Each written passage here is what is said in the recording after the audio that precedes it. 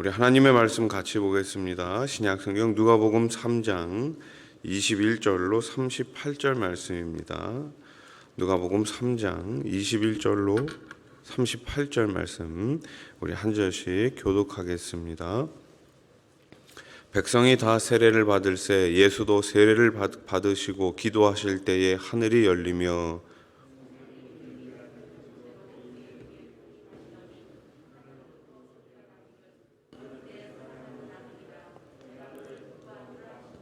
예수께서 가르치심을 시작하실 때에 30세쯤 되시니라. 사람들이 아는 대로는 요셉의 아들이니 요셉의 위는 헬리요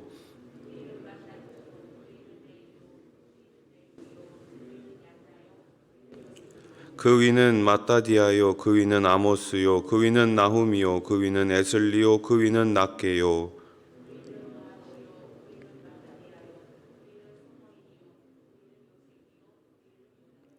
그 위는 요하나니요 그 위는 레사요 그 위는 스룹바벨이요 그 위는 스알디엘이요 그 위는 네리요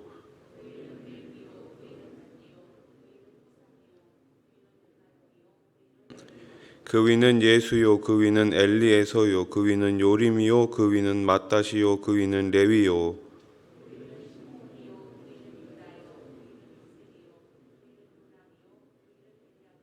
그 위는 멜레아요 그 위는 맨나요 그 위는 마따다요 그 위는 나단이요 그 위는 다윗이요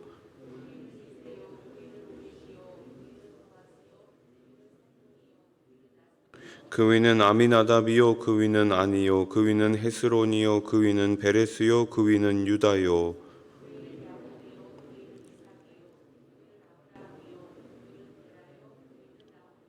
그 위는 수르기요 그 위는 루요 그 위는 벨렉이요 그 위는 헤보요 그 위는 살라요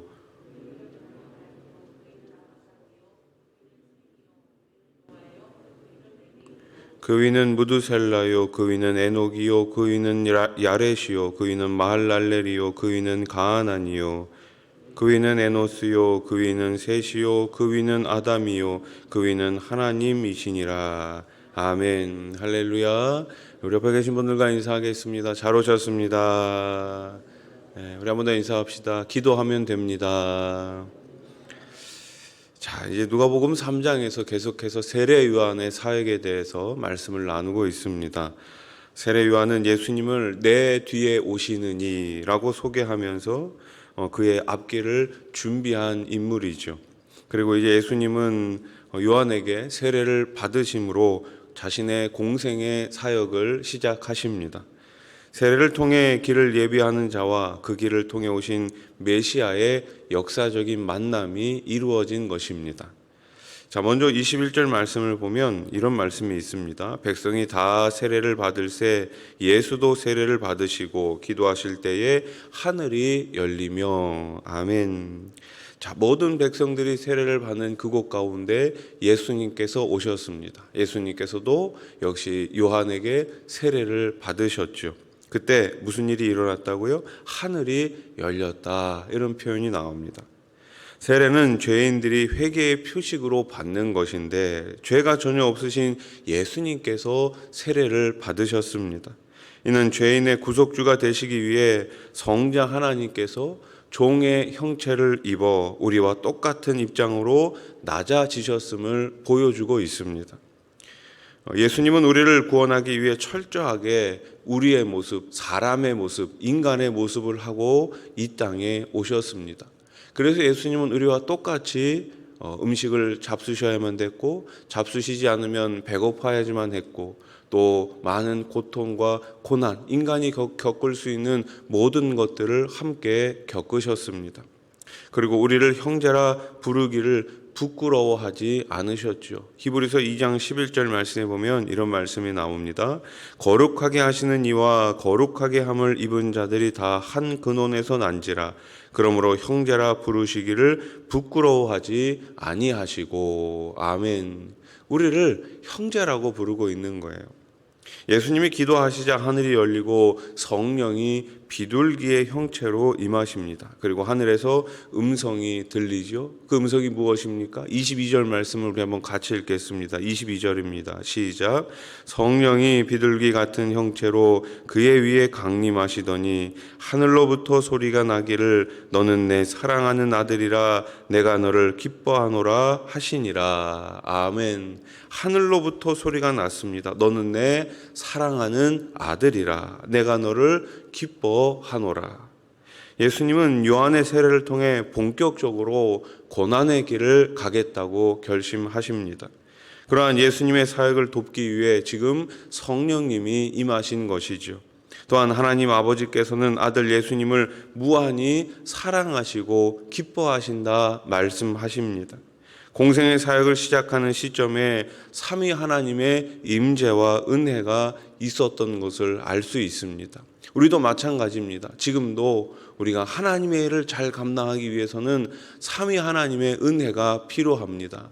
성부 하나님, 성자 예수님, 성령 하나님의 그 역사가 우리 교회 가운데, 우리 모든 일꾼들 가운데 가득 넘치기를 소원합니다.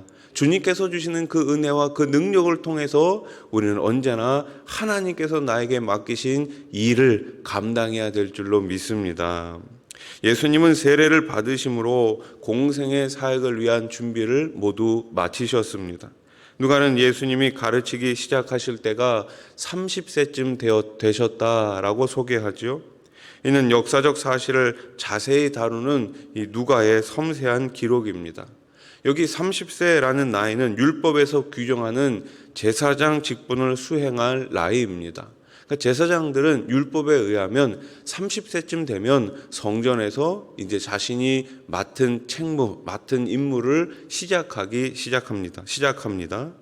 자, 요셉은 30세에 애굽의 총리가 됩니다. 참 재미있죠? 또 다윗은 30세에 왕위에 오르게 됩니다. 예수님은 하나님과 사람들이 인정하는 나이가 되기까지 기다리셨다가 이제 사역을 시작하시는 겁니다. 사람들은 예수님을 단지 요셉의 아들로 알았습니다. 그러나 예수님은 혈연적으로는 사실 요셉과는 아무런 상관이 없지요. 어머니 마리아 역시 이 동정녀의 몸으로, 남자를 알지 못하는 몸으로 성령으로 잉태된 그런 예수님이 아닙니까? 그래서 예수님은 근본 하나님의 아들이십니다. 겉으로 보기에는 사람의 몸으로 입고 오셨지만 그는 근본 하나님의 아들이십니다. 그래서 이어지는 족보의 제일 마지막이 누구입니까? 38절, 제일 마지막 38절을 보세요. 그 위는 에노스요, 그 위는 셋이요, 그 위는 아담이요, 그 위는 누구라? 하나님이시니라. 만약에 예수님께서 진짜 인간의 후손으로 오셨다라면은 아담에서 끝났어야지만 되는 것이죠. 그러나 아담 다음에 누가 나와요? 이 온 우주 만물을 창조하신 하나님이 등장합니다. 유대인들은 그토록 기다리던 메시아가 자신들에게 오셨음에도 불구하고 그를 배척하고 십자가에 못 박아 죽였습니다. 예수님이 요셉의 아들일 뿐이라고 생각했기 때문이죠. 그러나 예수님은 우리를 구원하기 위해 오신 하나님의 아들, 곧 구주 예수 그리스도이십니다. 누가는 예수님으로부터 창조주 하나님까지 거슬러 올라가는 상향식 족보를 소개합니다. 우리가 이제 연초나 이렇게 되면은 올해는 꼭 성경 일독을 해야지 이러면서 창세기는 많이 읽었으니까 올해는 신약부터 읽어봐야지. 그래서 마태복음 1장을 펼치면 뭐부터 나옵니까? 족보부터 나오잖아요. 족보부터 나옵니다. 근데 마태복음 1장의 족보는 위에서부터 아래로 내려오는 하향식 족보예요. 근데 오늘 누가복음 3장은 반대로 아래에서부터 위로 올라가는 상향식 족보입니다. 요셉부터 시작한 족보는 아담 그리고 하나님까지 거슬러 올라가죠. 누가는 이를 통해 예수님이 유대인뿐만 아니라 전 인류를 죄에서 구원하실 메시아라는 사실을 강조하고 있습니다.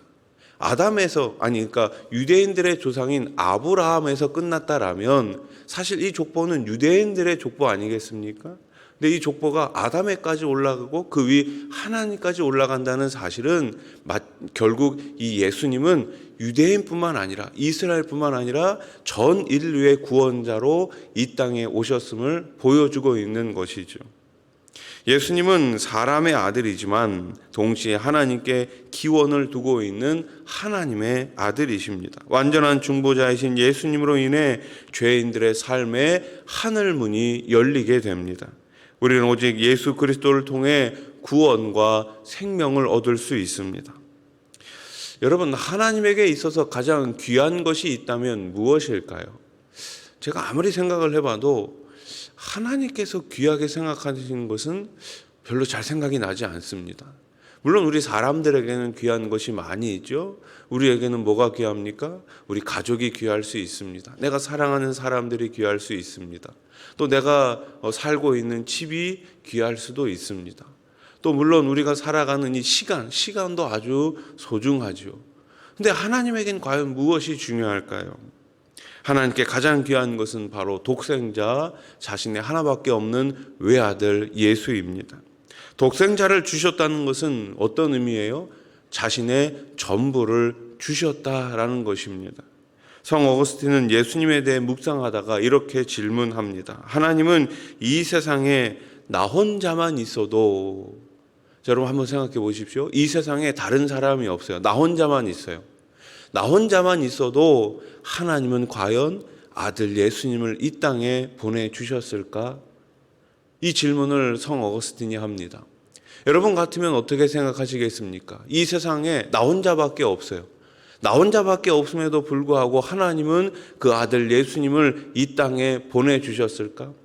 예수님을 이 땅에 보내주셨다라는 의미가 무엇입니까? 나 하나만을 위해서라도 예수님은 이 땅에 오셔서 나를 대신해서 십자가 위에 죽으셨을까라는 질문이죠. 여러분, 이 질문의 대답은 무엇입니까? 그렇다라는 것이죠. 이 세상에 다른 모든 사람들이 없고 나 혼자만 있다 하더라도 하나님께서는 나 하나를 구원하시기 위해 이 땅에 예수님을 보내셨을 것입니다. 세상에 우리가 뭐라고 어떻게 나 같은 인간을 위하여 하나님은 아들을 주셨을까? 나를 살리기 위하여 자기 아들을 죽게 하신 하나님. 그렇게 우리는 하나님께 귀한 존재들입니다. 우리 하나하나는, 여러분들 한 사람 한 사람은 그렇게 하나님이 보시기에 가장 존귀한 사람임을 꼭 믿으시기 바랍니다. 이것이 바로 무엇입니까? 이것이 바로 복음입니다. 이 복음 가지고 오늘도 하나님의 자녀답게 존귀하게 살아가시기를 주님의 이름으로 축원합니다. 기도드리겠습니다. 하나님 아버지, 감사합니다. 예수님은 이 땅에 나를 위해서 오신, 내 죄를 대속하시기 위해 십자가에 달려 죽기 위해 오신 하나밖에 없는 구원자이십니다. 하나님 아버지, 우리의 구원자 예수님을 잘 믿을 수 있는 믿음을 우리 가운데 허락해 주시옵소서.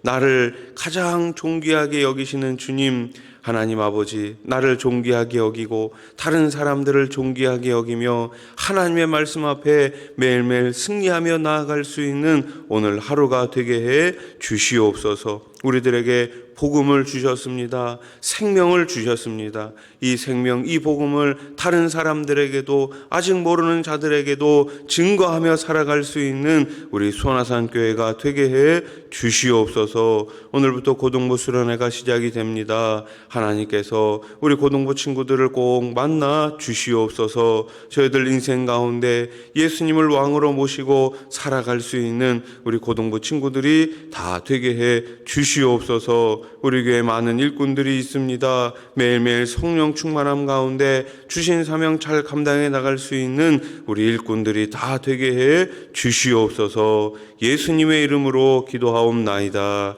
아멘.